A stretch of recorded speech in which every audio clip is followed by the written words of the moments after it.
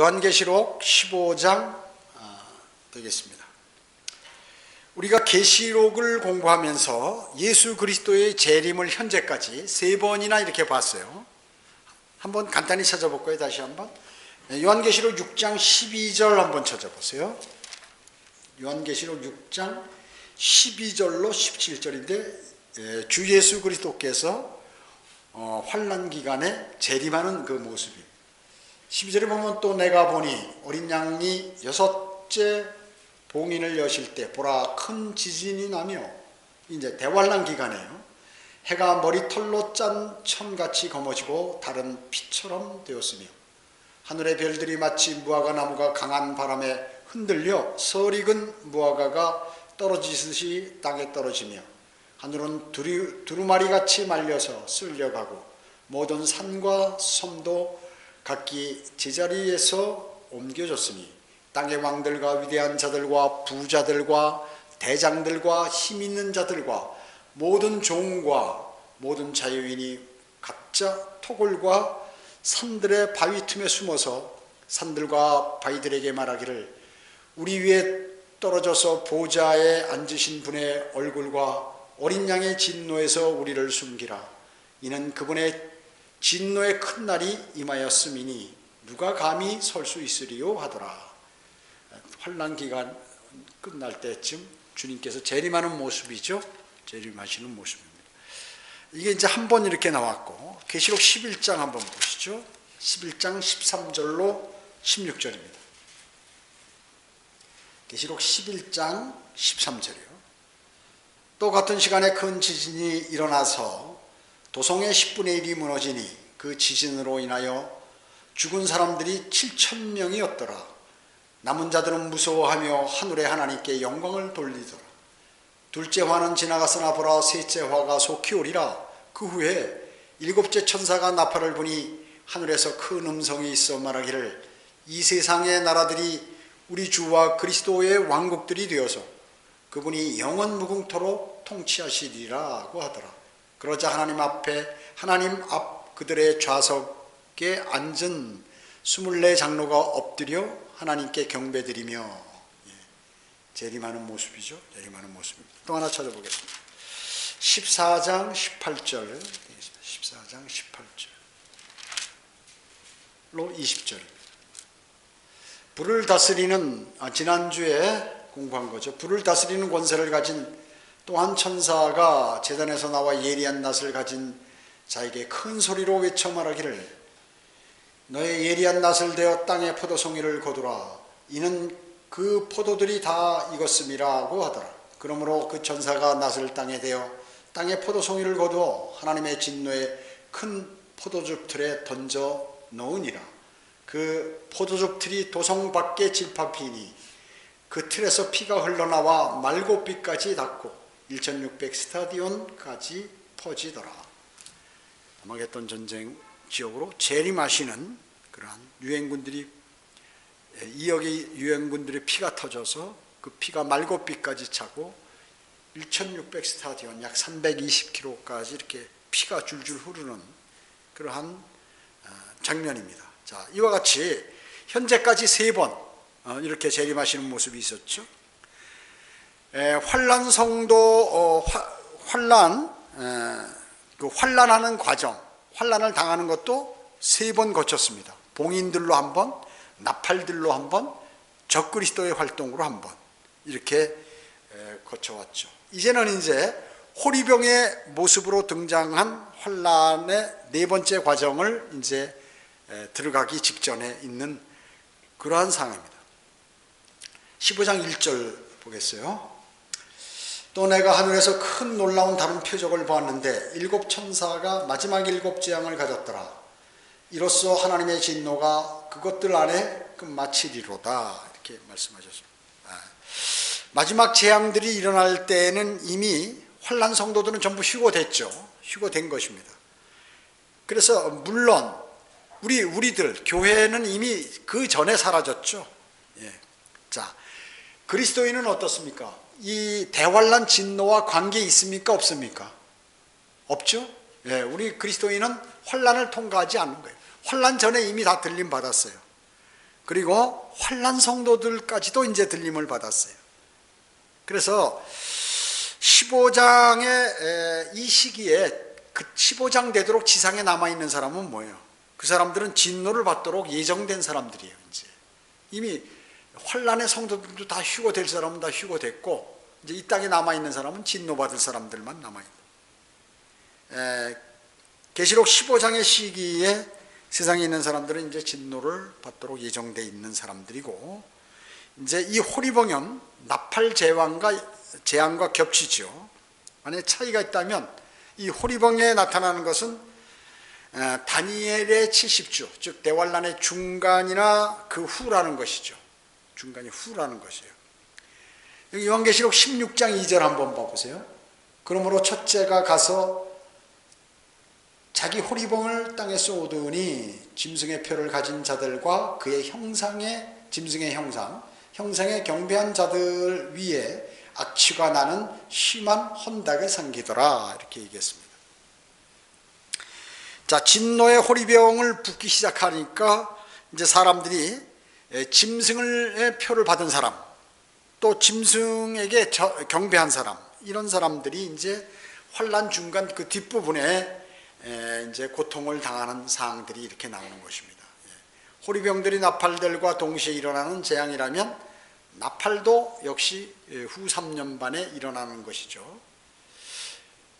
15장 2절 보겠습니다. 내가 보니 불로 뒤섞인 유리바다 같은 것이 있고 그 짐승과 그의 형상과 그의 표와 그의 이름의 숫자에 대하여 이긴 자들이 하나님의 하프들을 가지고 유리바다 위에 섰더라, 이렇게. 자, 유리바다가 나오죠.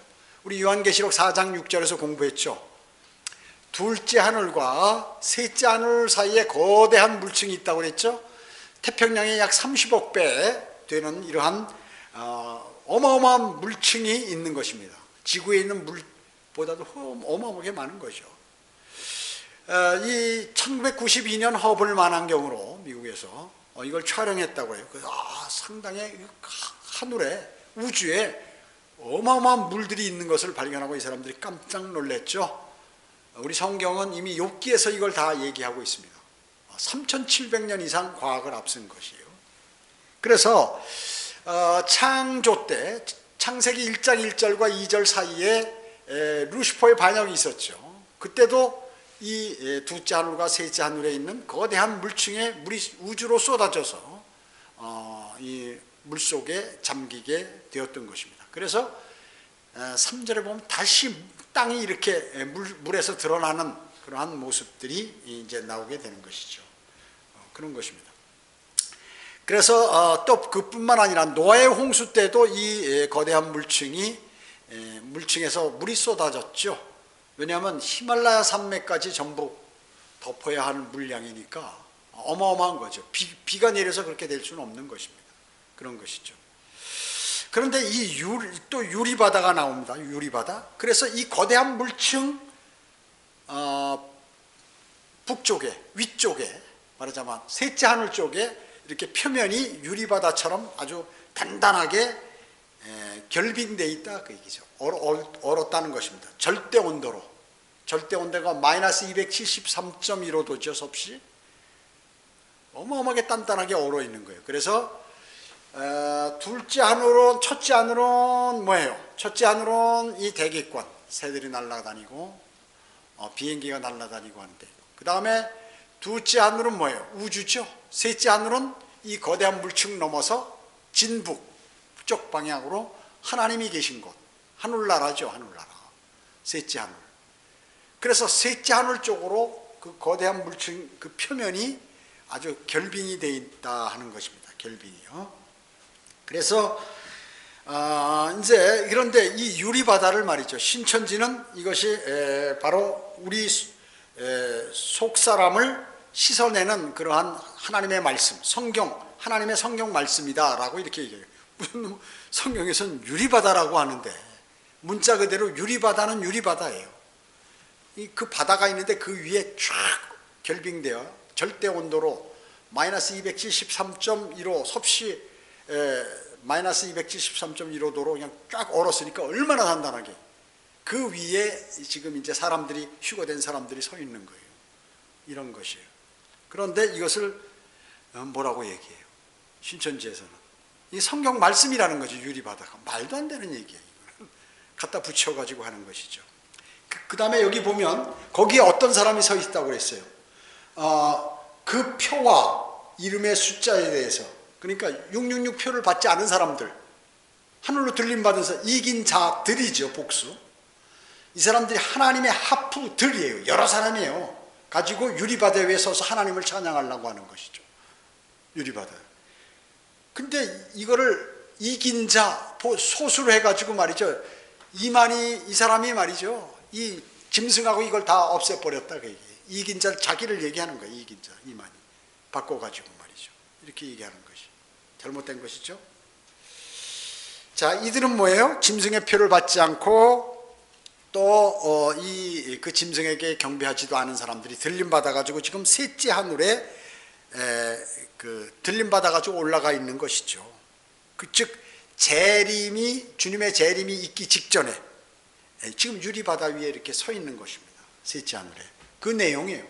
그걸 사도 요한이 다 보고서 이렇게 기록한 것이에요. 3절에 보면 그들이 하나님의 종 모세의 노래와 어린 양의 노래를 부르며 말하기를 전능하신 주 하나님, 주의 행하신 일이 위대하고 놀라우니 성도들의 왕이여 주의 길은 의롭고도 진실하나이다. 모세의 노래하면 우리 신명기 32장 보면 나와 있죠. 모세의 노래가. 신명기 32장의 모세의 노래는 말이죠. 미래 내용이에요. 미래, 주님의 재림이라든지 초림까지 기록된 게 아니에요. 그 이상으로 기록되어 있다고 해야지. 재림까지. 그러니까 모세가 사실 노래를 하면서 다 예언한 것이에요.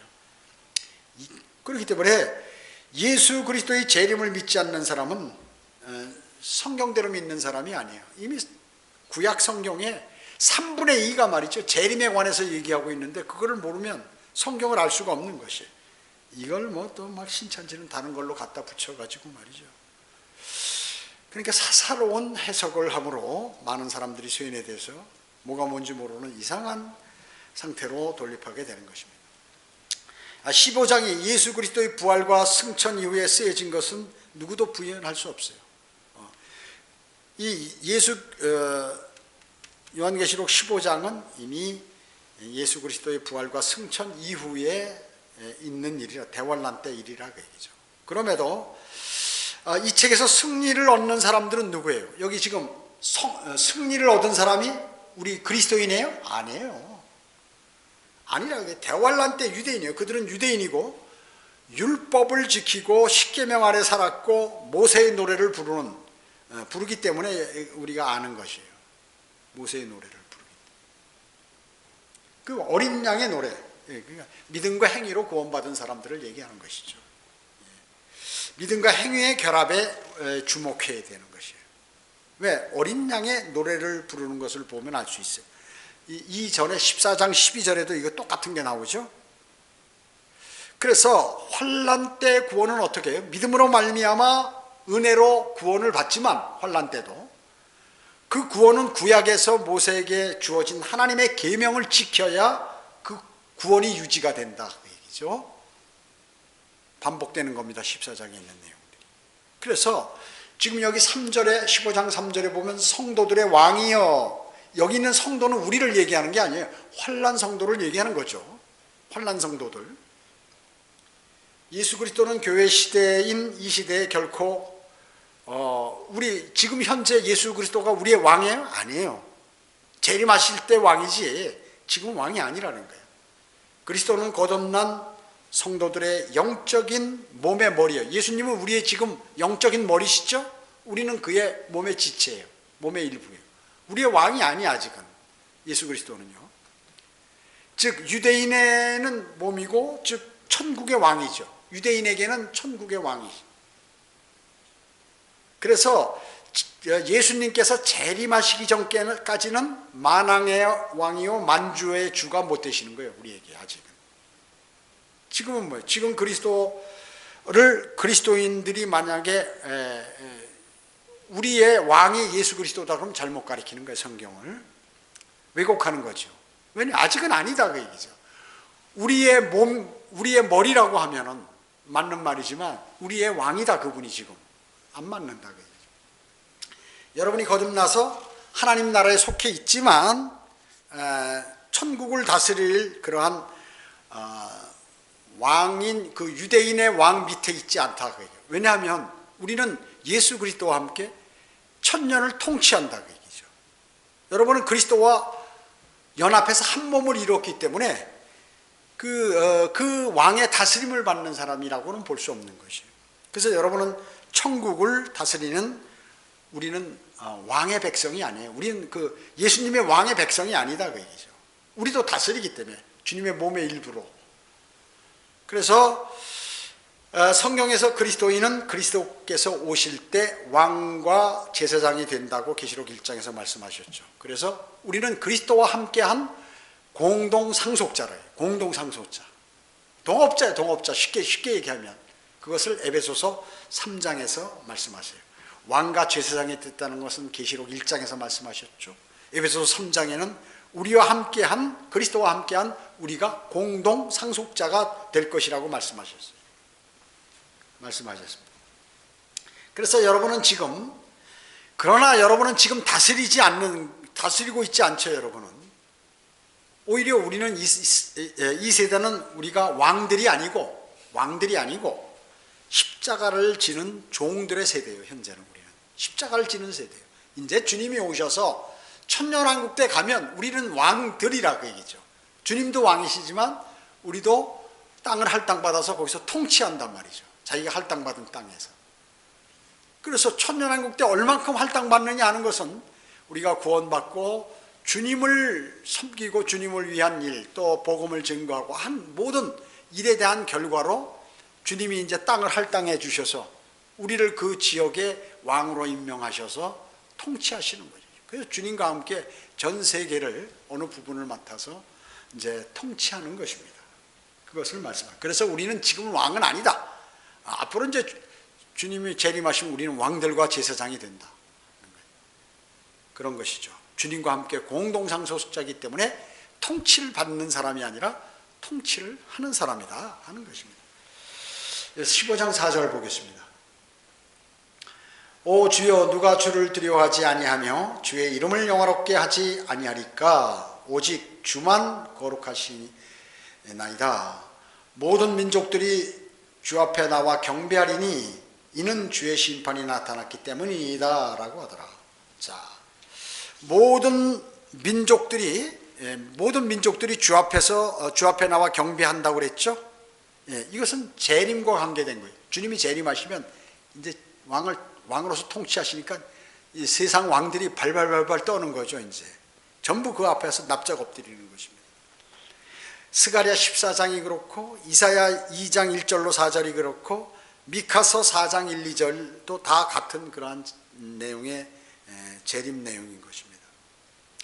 그래서 재림은 나라들이 예루살렘을 경배하러 오는 것이요. 여러 나라들이 예루살렘으로 경배하러 오는 거예요. 주님께. 또 유대인들이 온 땅에 머리로 세움을 받는 것이죠. 그래서 재림이 구약의 주제다 하는 것입니다. 하나님께서 이스라엘을 완전히 버린 것이 아니죠. 이제 다시 제사장들의 국가가 되는 것이에요. 온 땅에 머리로 세움을 받는 것이에요. 주님이 재림하면 이스라엘은. 구약의 약 4분의 3 정도가 재림의 주제를 다루고 있어요. 구약이. 그래서 예수 그리스도의 재림을 모르면 구약 성경을 모르는 거예요. 그런데 일반 목사들이 구약 성경 설교할 때 말이죠, 이 재림 구절을 가지고 쓸데없는 것들을 가지고 현재 세상에 관한 내용을 가지고 설교를 한다 그 말씀이죠. 어리석은 것이죠. 재림의 내용이 거의 4분의 3이나 되는 거예요. 어마어마하게 많은 거예요. 그래서 구약의 주제가 재림이라는 거죠. 여기 15장 4절은 갈보리에서 죽은 예수 그리스도의 초림을 말하는 게 아니에요. 바로 재림을 말하는 것이죠. 이거 또 시편 96편이나 97편에 있는 것 같이 예수 그리스도께서 유대인의 왕으로 오셔서 다윗의 보좌에 앉아서 땅을 다스리는 그러한 내용이에요. 이제 예수님께서 하늘 보좌 오른편에 앉아 계신 때가 아니다 그 얘기죠. 이 4절은 15장 4절은 보좌, 다윗의 보좌에 앉아서 통치하시는, 땅을 다스리시는 것이. 이때 비로소 만왕의 왕이요 만주의 주라. 주로 모든 세계 모든 나라들이 그분께 복종하게 되는 것이에요. 복종하게 되는 것입니다. 15장 5절 보겠습니다. 5절로 8절. 또 이후에 내가 보니 보라 하늘에 있는 증거 성막의 성전이 열리며. 어디에 있어요? 하늘에 있는 증거 성막 성전이 이렇게 하늘에 있어요. 그 성전이 열리는 거예요. 저 신천지에서 얘기하는 이걸 가지고 또 많이 얘기하죠. 7 천사가 성전에서 나오는데 7 재앙을 가졌으며 정결하고 흰 세마포를 입고 그들의 가슴에는 금띠를 둘렀더라. 그때 내 짐승 가운데 하나가 영원 무궁토록 살아계신 하나님의 진노로 가득 찬 7 호리병을 7 천사에게 주니, 7 호리병을 7명 천사한테 다 하나씩 나눠주는 거죠. 주니 성전이 하나님의 영광과 그의 권세로부터 나오는 연기로 가득 차서 7 천사의 7 재앙이 끝나기까지는 아무도 성전에 들어갈 수 없더라. 이렇게 말씀하고 있는 것입니다. 자, 신천지에서 이제 자기들이 들어갈 증거 장막 성전이라고 그랬죠, 이 사람들. 우리는 성막 성전이라고 이렇게 나오네요. 이건 장막 성전. 아무튼 그래서 무너진 첫째 장막이 자기의 첫째 하늘이라고 이렇게 얘기하고, 그러면 다시 창조한 증거 성막 성전은 새 하늘이다라고 이렇게 얘기하는 거예요. 이제 새 하늘. 그 다음에 육적으로 돌아갈 첫째 장막 성도가 처음 땅이라면 새로 창조된 증거 장막 성도는 새 땅이다라고 이렇게 신천지에서 얘기하는 것이에요.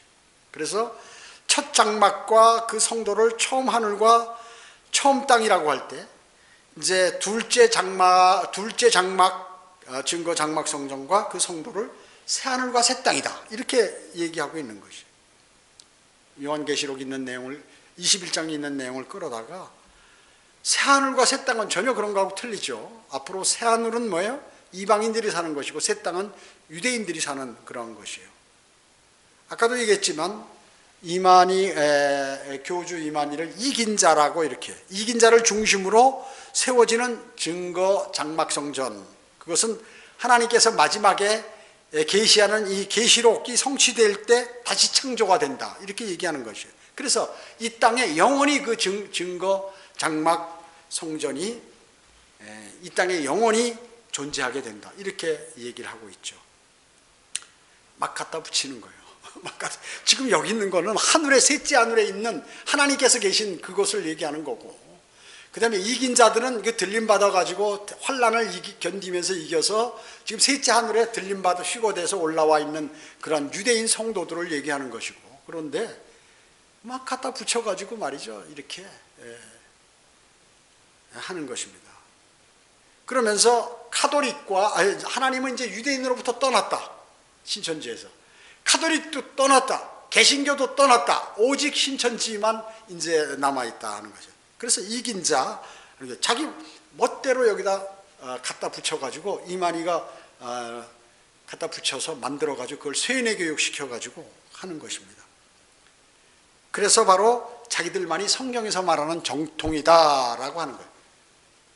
일반 이런 교회에서 계시록 하는 것도 많이 틀렸지만 이만희가 한 건 완전히 더 틀린 거예요. 이 제도권 교회, 개신교회만큼도 못해. 그 내용이 말이죠. 그런데 이거를 최고의 진리로 알고 지금 이 사람들은 이렇게 믿고 있는 것이거든요. 즉 성경에서 말하는 정통, 하나님의 계시가 있는 약속의 목자와 이렇게 성전을 가리킨다 이렇게 얘기하는 거예요. 약속의 목자라 하면 자기를 얘기하는 거예요. 그래서 여러분 이긴 자 말 나오고 약속의 목자 나오면 전부 그 신천지 사람들이에요. 그런 사람들이요. 그래서 만국이 다른 나라가 전부 그 성전으로 지금 이만희한테 와가지고 증거 장막 성전에 와서 예배를 드린다고 이렇게 얘기하는, 거기 예배하러 모인다는 거예요. 지금 예수 그리스도 있는 그 이스라엘 예루살렘으로 모인다는 내용인데 한국의 증거 장막 신천지 새천지 있는 데로 다 모여서 사람들이 일로 온다 그 얘기죠. 세계 중심이 된다 이렇게 얘기하는 거예요. 이게 뭐냐면 단군도 그랬고 또 통일교도 그랬거든요. 통일교도 우리나라. 그래 우리나라 교주가 제일 많아. 우리나라가 이단이 제일 많은 게 뭐냐? 머리가 좋아요, 한국 사람들.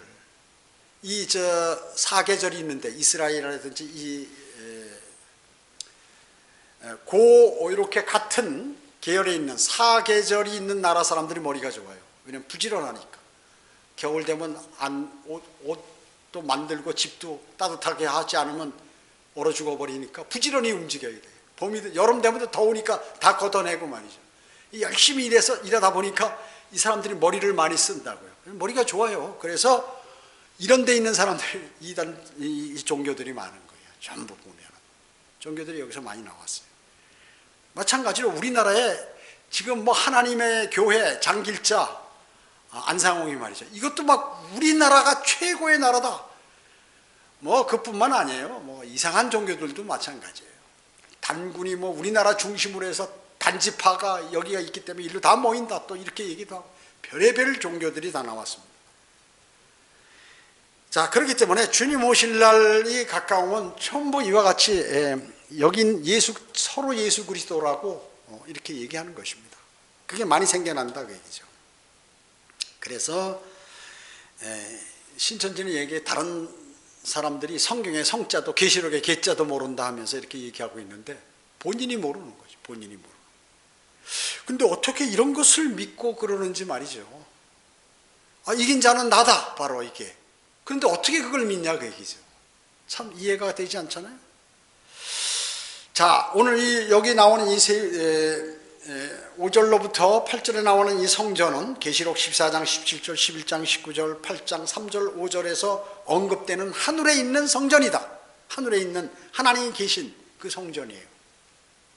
그리고 본문은 마지막 7 재앙으로 주 예수 그리스도를 거부한 이 땅의 거민들에게 내리는 심판이다. 호리병을 이렇게 위에서 부으면, 호리병이 뭐예요? 이렇게 길쭉하게 된 향수병 같이 이 주둥이가 이렇게 길쭉하고 밑에 이렇게 동그랗게 돼 있는 거 알죠? 요만한 향수병 같은 거를 천사가 지금 땅에다 쫙 부으면 이 땅에는 대환란 때 재앙이 일어나는 거죠. 재앙이 일어나는 것입니다. 그래서 재앙된 환란이 거의 끝날 무렵에 또 닥치게 된다는 것이에요. 그것을 여기서 얘기하고 있는 것입니다. 자, 16장으로 가면요. 자, 이 16장에 이제 사건들은 교회의 휴거를 따르는 7년 환란 기간을 또 역시 얘기하는 것입니다. 다니엘의 70째 주를 분명히 얘기하는 것이죠. 16장에 있는 것도 또 반복해서 얘기하는 것입니다. 즉 예수 그리스도의 재림 직전의 상황이다 그 얘기죠. 여러분 진리를 알려면 어떻게 하나요? 사람이 첫째 하나님을 두려워하고 하나님께서 또 이 사람이 성경을 존중하고 말이죠. 그뿐만 아니라 성경에 기록된 바른 말씀을 변개되지 않은 바른 말씀을 잘 믿고 그리고 성경의 권위를 인정할 때 하나님께서 또 성령님께서 이렇게 다른 구절을 비교해서 찾아보도록 하고 그것을 이해하게 해서 진리로 받아들이게 이렇게 하시는 거거든요. 그런데 이 어떤 내용도 신천지 이만이라든지 기타 이단들이라든지 이런 것처럼 자의적으로 자신이 멋대로 이렇게 해석하지 않는다 그 얘기예요. 어떤 사람이 성경을 귀중하게 여기고 하나님을 두려워하고 성경 말씀을 그대로 믿고 성경의 권위를 인정하고 이런 사람들은 절대로 이런 사사로운 해석이나 진리를 금방 알아채는 거예요. 그런데 실제 그렇지 않고 남으로부터 대접받고 뭔가 잘난 척하고 이러하려고 하는 그 수많은 사람들이 겉으로 믿음 갖고 있는 수많은 사람들이 이렇게 이런 곳으로 이렇게 가게 된다는 것입니다. 그 자의적인 해석을 절대로 용납하지 않는다는 것이에요. 하나님께서 그렇게 해주시는 것이에요. 그래서 바른 성경을 믿고 또 그 권위를 인정하고 하나님께서 하신 말씀이라는 것을 하는 것이죠. 틀린 성경은 볼 것도 없는 거죠. 틀린 성경은 흠정력까지 다 포함해서요. 그거 갖고 바른 믿음과 성령님께서 역사하지 않으시고 가르쳐 주지 못하신다. 그런 거 가지고는. 자, 1절 보겠습니다. 요한계시록 16장 1절. 또 내가 성전에서 나오는 큰 음성을 들었는데 일곱 천사에게 말하기를 가서 하나님의 진노의 일곱 호리병을 땅에 쏟으라고 하시더라. 그 호리병 가서 이렇게 환난 끝에 부어지는 최후의 진노죠. 최후의 진노인 것입니다. 사람들이 이제 뭐예요? 하나님의 아들인 예수 그리스도를 거부한, 또 대환란 때도 거부한 그런 사람들이 이제 이렇게 받는 것이에요. 하나님의 진노가 이제 마지막 진노가 있게 되는 것입니다. 하나님께서는 그분의 아들을 거절한 이 세대에 관해서 영원히 침묵하지 않으세요. 지금 현재도. 자, 보세요. 예수 그리스도를 받아들이지 않는 그 사람 모른 척하고 거부하고 이런 사람 절대 하나님께서는 모른 척하고 있지 않고 반드시 징계하신, 멸망으로 벌을 주신다 그 얘기예요. 대환란 때도 마찬가지고. 예수 그리스도를 모른다는 게 이거는 피조물이 창조주에 관해서 인정하지 않는다. 이건 창조주로서 용납할 수 없는 그 일이라 그 얘기죠. 그래서 수많은 사람들이 멸망으로 향하는 것입니다. 멸망으로 향하는 것입니다. 그래서 하나님의 진노의 호리병들이 땅에 쏟아질 때 세상에 사는, 즉 이 지구에 부어지는 것이죠. 그 이 지구에서 이제 어마어마한 사건들이 일어난다 하는 것이죠. 2절 보겠습니다. 그러므로 첫째가 가서 자기 호리병을 땅에 쏟으니 그 짐승의 표를 가진 자들과 그 형상에 경배하는 자들을 위해 악취가 나는 헌대가 생기더라. 지금 땅에 잘 먹고 잘 사는 사람이 있죠. 666 표를, 짐승의 표를 받아가지고 물건도 먹고 먹을 것도 사고 이래가지고 잘 먹고 있고, 그 표를 받거나 그 짐승에게 경배한 그 사람들에게 몸에 뭐가 생겨요? 헌대가 생긴다. 이게 부스럼같이. 자, 그런데 이 적그리스도는 42달 지배를 하죠. 요한계시록 11장 3절에서 1260일이라고 하죠. 두 증인이 1260일을 이제 증거를 하는 것입니다. 계시록 12장 6절에도 여인이 광야로 도망가는 거예요. 이것도 뭐 신천지에서 잘못됐다고 그랬죠, 제가. 여인이 광야로 도망가는데 이 여인은 이스라엘을 얘기하는 거죠. 이스라엘. 1260일 동안 하나님의 부양을 받죠. 어디에서요? 페트라에서요.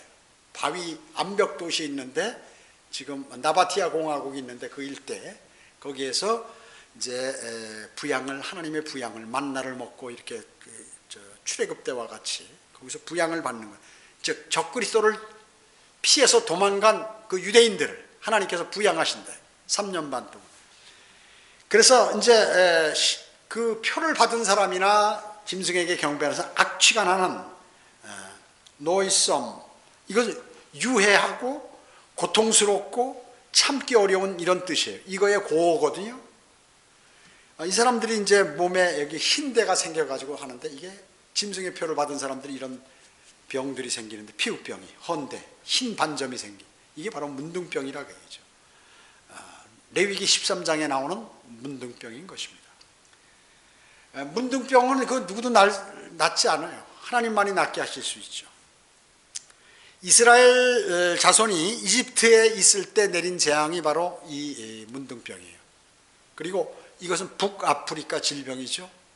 하나님께서 주신 것이에요. 그리고 북아프리카 동물인 표범의 비유처럼 환란 때의 질병이 바로 이 문둥병이라고 해요. 어떻습니까? 문둥병에 치유받은 사람 한 사람 있죠? 시리아의 나아만 장군, 나아만, 시리아 왕의 군대 대장 나아만이 문둥병이 있는 거예요. 그래가지고 이제 이스라엘 왕에게 시리아 왕이 편지를 써가지고 이제 너희 그 좋은 뭐 고쳐주는 사람이 있다는데 좀 고쳐주기 바란다. 그래가지고 이제 예물을 가지고 오죠. 그러니까 뭐 쳐다보지도 않고 이제 요단강 가서 7번 씻으라고 그랬죠. 그래서 깨끗하게 하기 위해서 7번 물속에 들어가야 되는 거죠. 이 7년 대환란을 예표하는 것이죠. 열왕기하 5장에 나오지만 이것이 바로 7번 물속에 들어갔다 나오는 7년을 예표하는 것입니다. 모세가 또 어땠습니까? 모세가 광야에서 에티오피아 여인을 아내로 삼았죠. 그때 이제 자기 누이 미리암이 투덜대잖아요. 물론 이제 그 아내보다는, 즉 하나님께서 모세하고만 말씀하는 거예요. 그러니까 왜 우리하고는 말씀 못하냐? 우리도 할 수 있다.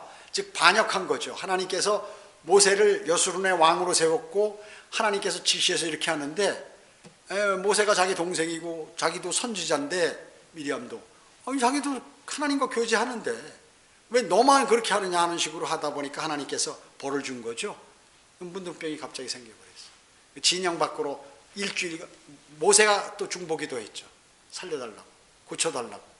그러니까 하나님께서 그럼 좋다, 진영 밖에다 일주일간 대기시켰다가 들어와라. 7년 예표하는 문둥병이 난 7년 대환란 기간에 또 이렇게 생기는 병이 바로 이 문둥병이라는 것입니다.